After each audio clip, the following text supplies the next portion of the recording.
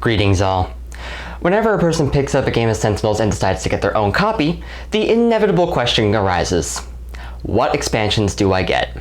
Well, the simple answer is all of them, because they all build on the same framework. However, I do understand that sometimes you just don't have the inclination or the money to get all the expansions. So this video is to show you what to expect from each expansion. This is Wolfhunt's guide to the expansions of Sentinels of the Multiverse. Please note that everything I say is my opinion. My experience with the game is not going to be the same as yours. We will love different heroes and different challenges. I'm approaching this by saying if you only want one expansion, this video is to guide you to the one that you might most enjoy. There's one thing to note before we begin. There are two primary ways of playing. The physical game sold by Greater Than Games, and the digital game sold on Steam and mobile devices by Handelabra. I bring this up because there are a lot of big differences in how they are sold. First, the obvious, the pricing. Physical will generally cost more, with the base game costing $40 and the digital game costing about $10. Nothing replaces the physical cards on the tabletop with your friends, but the digital game does have the advantage of doing the math for you. However, on digital, unless you use Steam Remote Play or another form of online communication, you will need a copy of the game for each player to use the multiplayer feature. It's excellent for players who like to play alone, like me. It should also be noted that the physical game has fan-made content you can incorporate, while the digital version does not. Next, while Greater Than Games originally sold the expansions as separate pieces, they have since begun packaging them together, while they are still sold separately on digital, but may be bought in bulk with the season passes. There are also many heroes, villains, and environments that are sold as individual pieces in the physical, but collected into mini-packs on digital. I'll try my best to keep the pricing listed as I go through. Oh, and if you want any of the special promo versions of the heroes and villains, you'll have to buy them separately in physical, but they are included in the digital version as unlockables. There is also playability to consider. In digital, you have to have the base game in order to play the expansions, but in physical, you can start with Vengeance or Oblivion. I don't recommend it, but you can. You can also use 2 collected sets if you are fine with being a hero short of a 5-man game. Now to the meat of the deal. Since I am including the idea that you might choose to start with an expansion instead, let's start with the base game. This provides 10 heroes, 4 villains, and 4 environments. The heroes are, let's rapid fire them, Legacy, Wraith, Tachyon, Absolute Zero, Bunker, Ra, Visionary, Fanatic, Tempest, and Haka. The villains are Baron Blade, Citizen Dawn, Grand Warlord Voss, and Omnitron. The environments are Insula Primalis, Megalopolis, the Ruins of Atlantis, and the Wagner Mars base. For the most part, this set is pretty simple. It's easy to understand the roles of each individual hero, and the villains are designed for a lot of varied games, with decks that allow them to go easy on you or quickly complicate things. The environments you get aren't the best, and I may decide to go into them in the future. If you play the base set, you will probably spend a lot of time in Insula Primalis or the Wagner Mars base. All in all, the amount of heroes and their relative simplicity make the core set an excellent introduction to the game.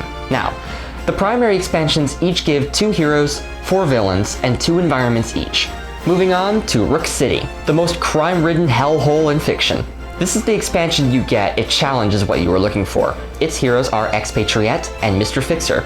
I've gone at length about Expatriate and her general underperformance, but Mr. Fixer is a very solid character, even if it takes some time to understand his deal. On the villain front, you get Plague Rat, Spite, Chairman, and Matriarch. Chairman is arguably the most difficult classic mode villain in the game, and Matriarch is up there with him. Spite is also very difficult in his own right, but most people don't like playing him. The big kicker are the environments.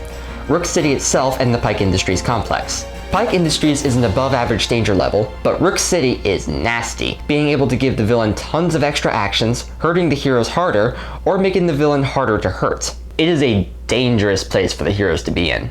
Next is Infernal Relics, my personal pick for best expansion across all elements. It is a heavily magic-themed expansion. It has Argent Adept and Night Mist, 2 very complicated hero characters, but easily fan favorites. Argent is a powerful support character, and Night Mist is an amazing tank. We have Akash Buddha, Apostate, the Ennead, and Gloomweaver.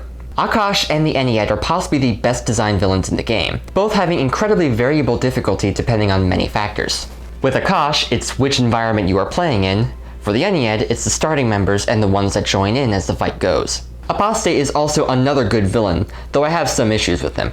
Gloomweaver is a villain that was intended to be difficult, but was accidentally nerfed into a parody of himself. Still fun to play though. The environments are the Realm of Discord and the Tomb of Anubis. The Realm is a place where all sorts of wonderful weirdness can happen. Seriously, any environment that causes your equipment to come alive is worth having. I'm not very enthused about the Tomb of Anubis, but it has its fun. After that, we have the Shattered Timelines expansion. Time Shenanigans is the name of the game for this one. In terms of content, this one probably has the most variety. The heroes are Chrono Ranger and Omnitron. Chrono is a fan favorite with all his ping damage and damage boosts, and Omnitron has his own style for interesting play. Now for villains, we have Kismet for an easier but interesting game, La Capitane for a very swingy game, but leaning towards generally difficult, the Dreamer, who is difficult and actually scales much more drastically than any other villain, so that it's harder to fight her with more players, and Iron Legacy, who is the other nomination for most difficult villain. On the environment front, you have the Block, a large extra-dimensional super prison where neither the inmates nor the guards like you very much, and the Time Cataclysm, where things just kind of go nuts since it's a composite of all the environments that came before. It's a wonderfully chaotic mess. Then we have the Wrath of the Cosmos, home of the space stories. In terms of heroes, I am conflicted, because my favorite hero is sitting next to my least favorite hero. Skyscraper is the size changer in the roster, and she has several roles that she switches between all the time.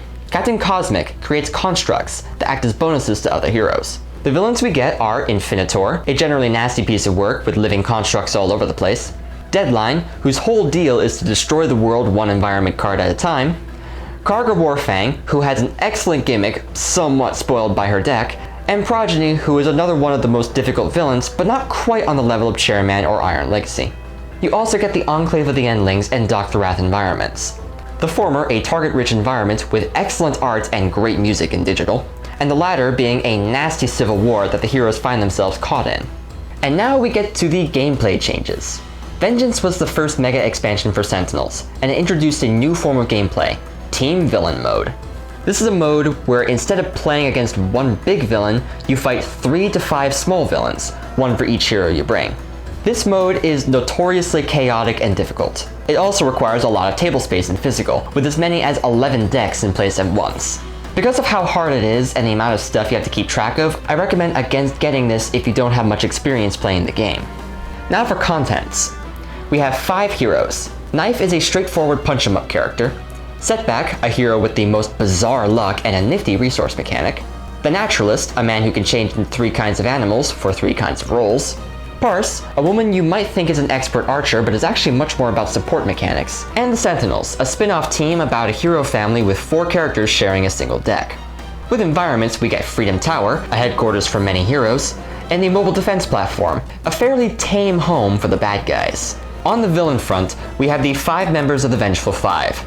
A newly empowered Baron Blade, Ermine, a thief who likes to steal your stuff, Friction, a speedster who punches people all over the place, the multi-bodied Proletariat who attacks and defends with as many copies, and Fright Train, the guy who deals out powerful punches and equally powerful bad puns.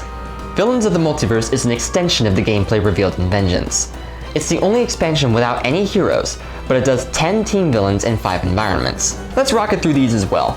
Ambuscade, now teamed up with 5 Revicore Bully Boys. Biomancer, gross person, makes a lot of clones. Bugbear, likes to eat people, don't let him do that. La Capitane, the young version with a pet monkey, because space and time. Citizens Hammer and Anvil, bad boy bromance. Greaser, likes to beat up on one hero, then leave. Misinformation, now with confusing reality warping powers. The Operative, no longer a hitwoman, now a ninja. Slice and dice. Playgrad, really angry, just as happy to hurt villains as well as the heroes. And Sergeant Steel, filters Bully Boy and his team of jerks with guns. If the team villain style isn't your jam, then there is still value here as its expansion's environments are some of my favorites. The Court of Blood, home of the vampires, Magmaria, home of the friendly magma beasts, Madame Mittermeier's fantastic festival of conundrums and curiosities, my god that is hard to say, and the Temple of Zhulong, home of ninjas and the world's only known dragon who is also a sorcerer and a jerk. And the last big expansion before we get to the small stuff, we have Oblivion.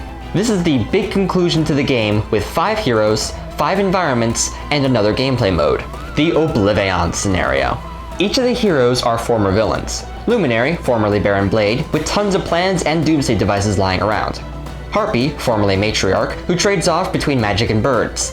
Akash Thria, formerly Akash Buddha, who loves to screw around with the environment deck.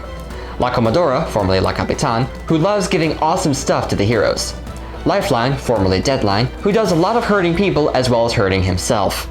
For environments, we have Baron Blade's home in Morningrad, the wacky Hollywood antics of Champion Studios, The friendly aliens of the Meridian Refuge, the secret and dark experiments under Fort Adamant, and the mystical weirdness that is the nexus of the Void. And of course there is the Oblivion scenario. While both the heroes and environments are excellent, this would be the main draw. It is huge. There is Oblivion, the main boss, 10 Scions, the mini-bosses, and the Aeon Men, the mooks. There is a mission deck where you can try to get rewards of powerful bonuses. Heroes that are knocked out can stay in play and use their in-cap abilities to help you out, while other heroes replace them. The battle is fought in 2 separate fronts, and there are 3 phases to Oblivion, with a potential 4th phase. It is a huge game that has been known to take hours to win or lose, and it could be a really good rush in either case. However, it is so much information that I really do not think it is a good idea to show this to a beginner. It is longer than a normal game of Sentinels, harder than a normal game of Sentinels, and much more involved than a normal game of Sentinels. You're going to want a lot of familiarity with the game before you tackle this beast. And now we will scale back. There are stragglers that are sold individually on physical and in packs of 3 in digital. We have Unity, Sentinel's premier heroic robot master. Ambuscade is a superhero hunter but a pretty easy villain. Silver Gulch puts you in the middle of a cowboy shootout. Next is Scholar, a hero who specializes in tanking and healing himself. Misinformation is a villain who breaks the hero's stuff and can't be attacked until she reveals herself as a villain. The fanbase generally doesn't like her. The final wasteland is a world of monsters for you to slay. Guise is the hero of choice for players that enjoy doing shenanigans. Wager Master is the villain who turns the rules of the game on its head. On the Trump 4 is the place of robots that will swarm over you and the villain like a plague of locusts. Stuntman, formerly Ambuscade, is a hero who loves to act outside his turn and shoot all the things. Benchmark is a hero with all the fancy toys built into his body. Choke Point is a villain that likes to steal your stuff and wear it as armor. She isn't really that dangerous though. The Celestial Tribunal is a spaceship that wants to pass judgment on humans so they can destroy the planet. As you do. Then finally we have the Void Guard, the logical extremes of the individuals of the Southwest Sentinels. Mainstay punches all and has no problem blowing up his own stuff to accomplish that. Idealist attacks her foes with telekinetic constructs and lots of brain power. Dr. Medico is a dedicated healer character who should try not to burn out on the job. Writhe is the guy who ignores attacks and humiliates his enemies, like a true hero. And I believe that is everything. With the release of Oblivion, Sentinels is officially complete. However, that doesn't mean there will be no more stuff. A new Anniversary Edition is in the works, with new deck art and new promos. However, there is also a new game that Green Ronin is collaborating with Greater Than Games to make. There won't be any new lore, since it takes place in the Minions and Masterminds intellectual property, but it will be made to be compatible with Sentinels of the Multiverse, so you can essentially use it as another expansion. This game will be Sentinels of Earth Prime. We can wait and see how those decks stand up when we finally see them. As of now though, that is what is available. That is all the official content. I hope this guide has assisted you in making the choices of what content to get. Next week we'll be back to our regularly scheduled content. Until then, take care friends.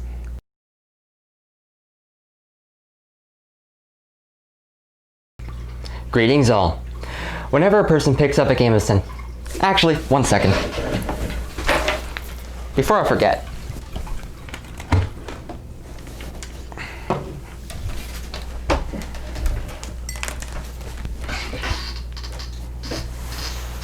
Take that, water fountain.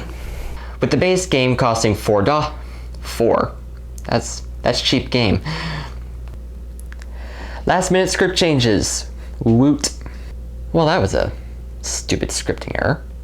I hope this guide has assisted you in making the choices for content to get. I'm tired.